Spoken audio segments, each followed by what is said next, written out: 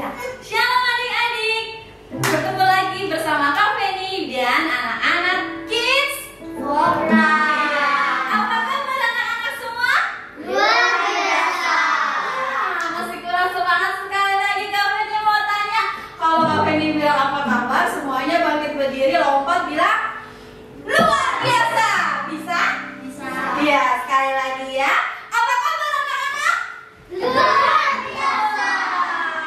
Kita bersyukur kalau kita punya Tuhan Yesus yang baik. Kita akan memulai ibadah kita hari ini. Yuk kita berdoa sebelumnya. Kita mau bersama-sama berdoa.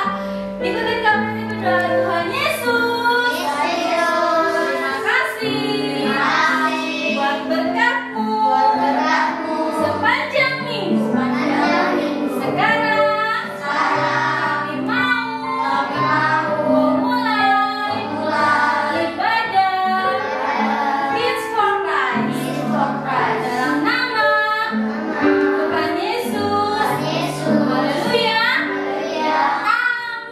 Amin. Iya. Yuk kita bangkit berdiri. Kita mau kasih tos temannya kanan kiri. Kita mau katakan bilang Tuhan Yesus baik. Tuhan Yesus baik. Tuhan Yesus baik.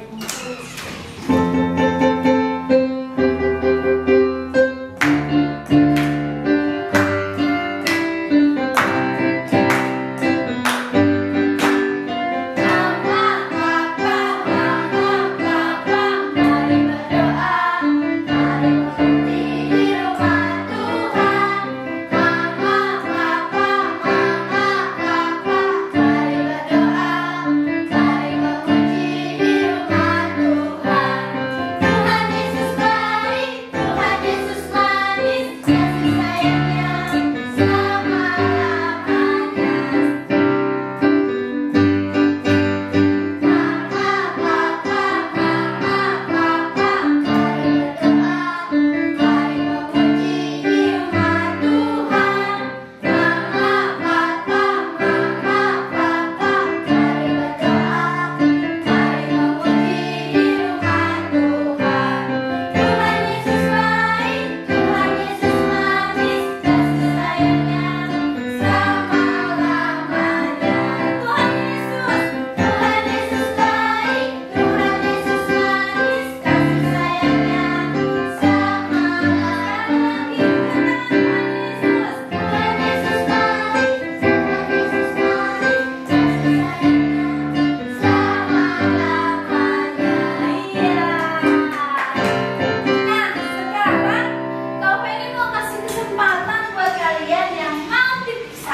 Teman-teman yang ada di rumah.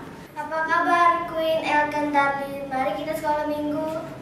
Shalom Jenny, shalom Daud, shalom Dilan. Kami lagi sekolah minggu. Yuk. Halo Joshua, halo Miki, halo Marcel. Kamu di mana sekarang? Ikut aku ibadah yuk. Yuk, sekarang waktunya kita mau mendengarkan firman Tuhan.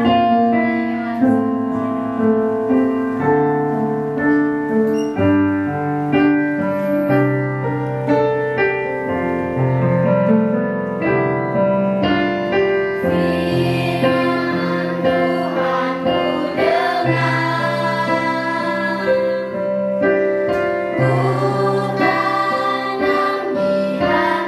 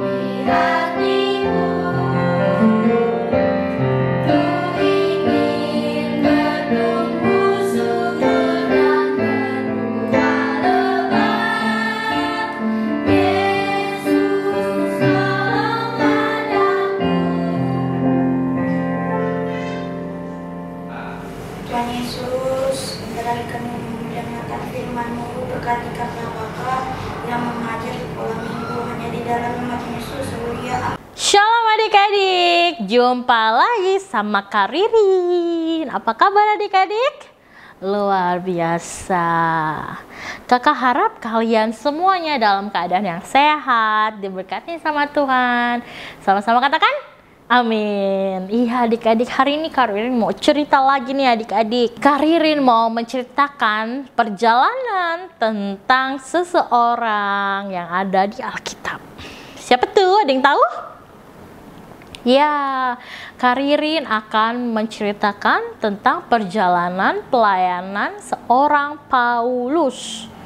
Tahu nggak, Paulus itu sebelumnya namanya bukan Paulus loh adik-adik. Nama sebelumnya siapa? Siapa nggak kedengeran? Ya, Saulus. Sekarang beda ya. Oke, yuk kita lihat. Tapi sebelum lihat, Kak Ririn punya video dulu. Siap? Let's go. Tikus. Tikusnya mau ngapain?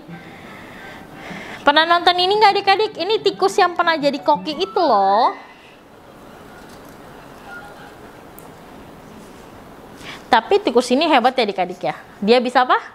Iya, bisa masak. Dia siapa? Dia yang akan mengendalikan si koki nanti. Jadi dia akan ngumpet di dalam topinya. Tikus ini punya malaikat koki yang selalu ngingetin tentang baik-baik ya gitu. Jadi kalau tikus ini pengen ngambil makanan, dia selalu ngomong, kamu itu bukan pencuri, tapi kamu akan menjadi seorang koki.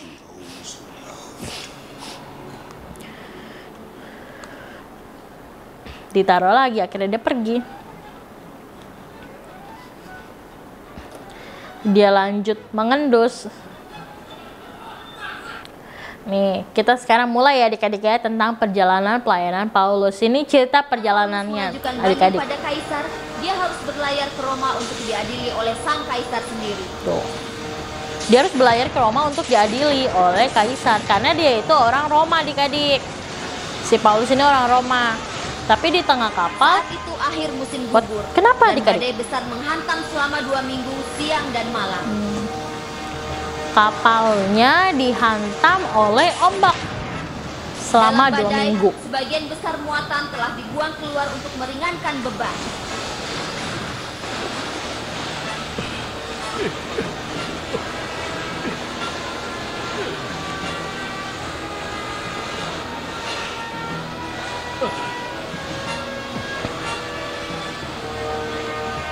Makin karat, Kapten!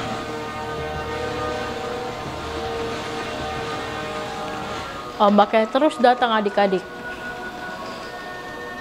Dan malam itu, Paulus berdoa bagi keselamatan semua awak kapal. Dia hebat adik-adik. Si Paulus ini hebat walaupun dia tahu dia akan mau diadili di Roma. Tapi dia tetap berdoa buat awak kapal, buat orang-orang di dalam kapal ini adik-adik. Orang di dalam kapal udah pada panik. Tapi Paulus tetap berdoa meminta keselamatan buat semua awak kapal, semua orang yang ada di dalam kapal.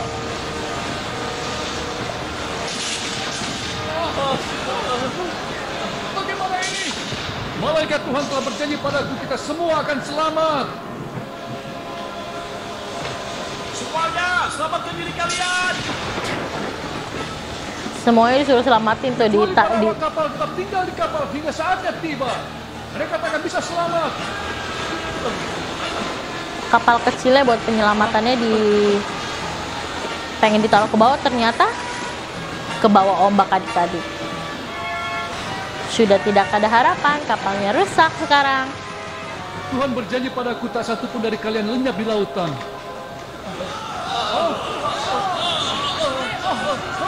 Paulus tetap bilang semuanya tenang. Semua tenang.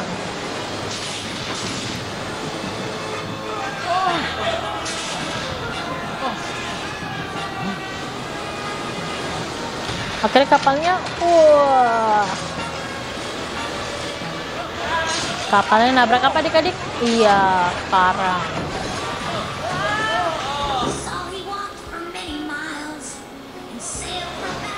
Wow, kapalnya rusak adik-adik.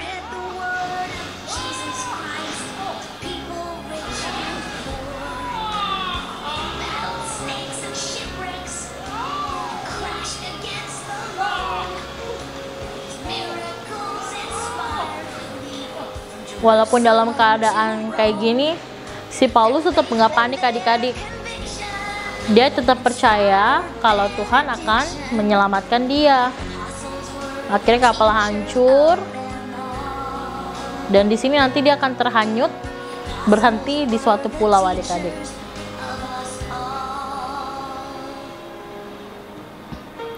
Tuh, pagi hari dia terdampar, dia berhenti di sebuah pulau.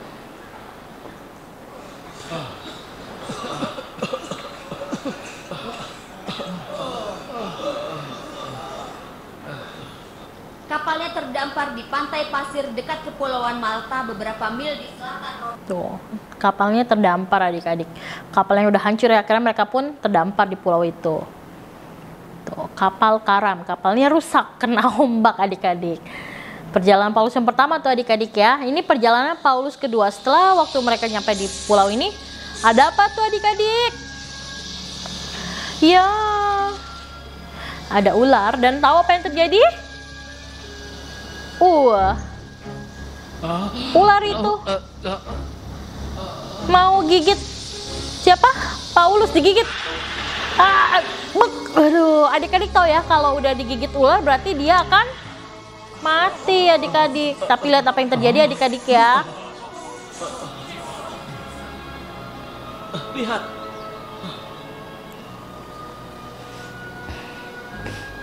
Tapi racun dari bisa ular itu bisa membunuh 10 orang.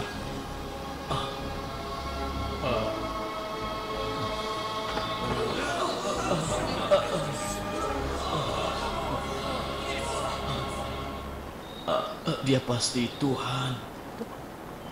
Mereka berpikir Paulus itu adalah Aku bukan Tuhan. Kekuatanku berasal dari Tuhan. Aku melakukan hal ini dalam namanya. Di sini orang kan ngelihat dia digigit ular, karena mereka tahu kalau setelah digigit ular pasti orang yang digigit itu akan mati. Tapi si Paulus juga mati adik-adik. Terus orang mengira, oh dia dewa. Terus Paulus bilang, aku bukan Tuhan, tapi kekuatanku dari Tuhan. Jadi dia itu sebagai alatnya Tuhan adik-adik untuk memberitahukan kebenaran firman Tuhan adik-adik. Jadi setelah tadi dia dari kapal kena kapal karam, dia terberhenti di suatu pulau, dan di pulau ini dia digigit adik-adik sama ular. Tuh, digigit ular. Terus setelah digigit ular adik-adik, si Paulus ini kemana lagi ya? Kita lihat. Akhirnya dia melanjutkan perjalanannya. Perjalanan panjangnya.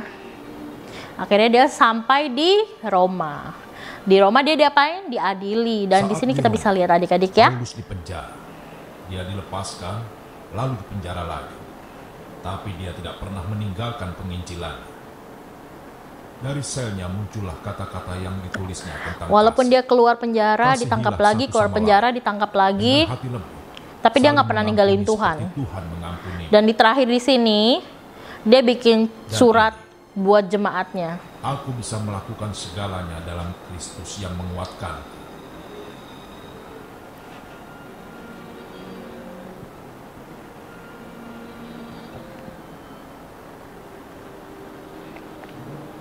Akhirnya, setelah dihukum mati oleh Nero Kaisar Romawi, Paulus menuliskan ini. Aku sudah siap untuk diserahkan. Dan waktu Akhirnya si untuk Paulus ini berangkat sudah dihukum mati adik-adik. tiba. Aku telah berjuang demi kebenaran. Tuh, dia telah berjuang demi kebenaran. Tapi ya Aku itu telah mencapai karena dia tahu dia garis akan akhir. diadili dengan cara dihukum menjaga mati, iman. dia udah ninggalin surat Tuhan adik-adik Yesus buat Kristus jemaatnya. Dan kemurahannya besertaku. Amin.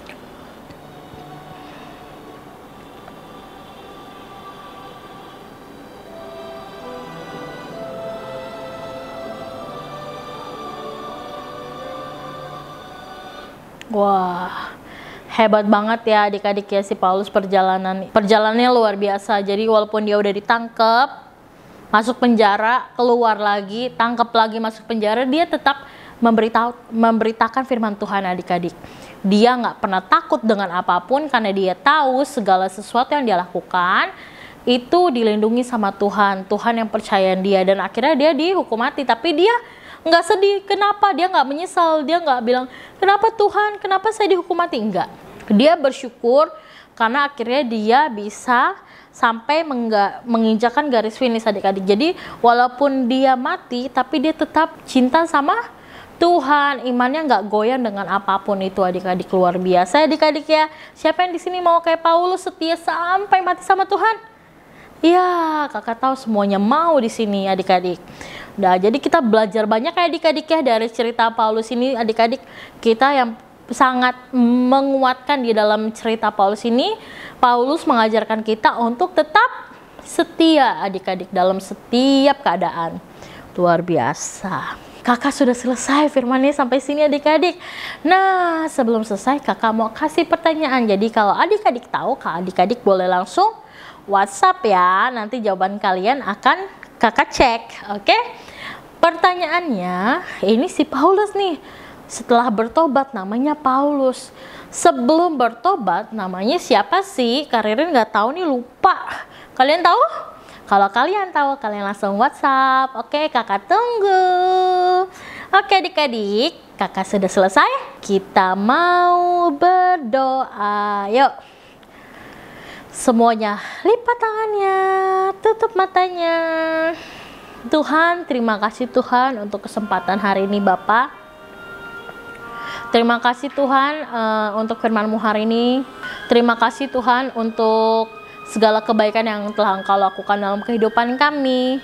Tuhan, ajar kami untuk selalu setia kepadamu Tuhan, seperti Paulus Tuhan. Ajar kami agar kami juga Tuhan dapat memberitakan firman-Mu Tuhan dimanapun kami berada Tuhan. Menguatkan teman-teman kami Tuhan. Kami tahu Tuhan setiap yang terjadi dalam kehidupan kami semuanya sudah Engkau rencanakan dengan baik Bapa. Kami serahkan seluruh kehidupan kami ke dalam tangan-Mu Bapa. Kami ingin setia sampai akhir Tuhan kepada Engkau Bapa. Terima kasih Tuhan. Ini doa kami Tuhan. Terima kasih untuk segala sesuatu yang telah Engkau berikan kepada kami sampai hari ini. Kami sudah berdoa dan mengucap syukur. Yang diberkati sama-sama katakan amin. Yeay, kakak sudah selesai adik-adik. Oh ya, kakak mau ngingetin, jangan lupa ya adik-adik, kalau kalian keluar jangan lupa pakai masker adik-adik, biar cepet Indonesia cepet pulih adik-adik. Jadi COVID-nya hilang, jadi kita bisa tatap muka lagi sekolah minggunya. Udah kangen kan? Oke, kakak juga kangen sama kalian. Oke adik-adik, sampai sini Kak Ririn firmannya. Ketemu sama Kak Ririn, kita jumpa lagi minggu depan. Oke, selamat hari Minggu dan Tuhan Yesus memberkati. Bye.